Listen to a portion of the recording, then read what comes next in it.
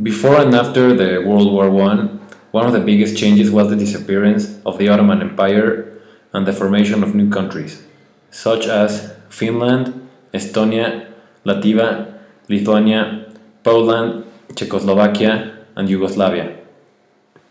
These were part of Russia, but they gave them to Germany in order to get out of the war because they were in their civil war.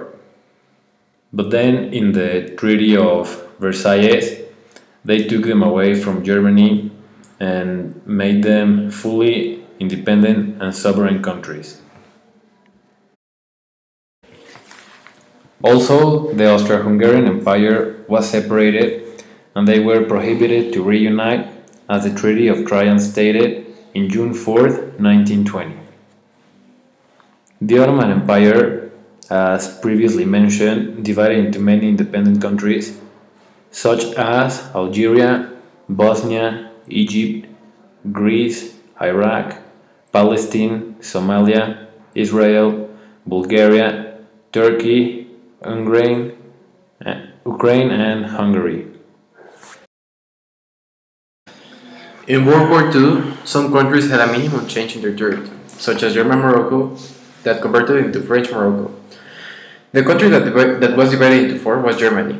Each region was owned by a different country. One was owned by France, another by the United Kingdom, the other was owned by the US, and lastly, the Soviet Union also had a part. After the Second World War, there was a strong nationalistic feeling, so a lot of countries started becoming independent. Most of them were African countries. The USSR also expanded greatly and took a lot of countries, like Lithuania and many more. Actuality, the Berlin Wall fell in 1989, and with its falling, Germany stopped being divided. It became an independent and sovereign country. The USSR was divided in 1991. It was divided into many countries like Ukraine, Latvia, Armenia, and the biggest one, Russia. We also had the separation of Yugoslavia. First, Slovenia and Croatia became independent. Then Bosnia wanted to become independent too. Serbia wouldn't allow that, so there was a war, called Bosnia War, in which 110,000 civilians died. It was a horrible massacre that lasted 3 years, but at the end, Bosnia became independent.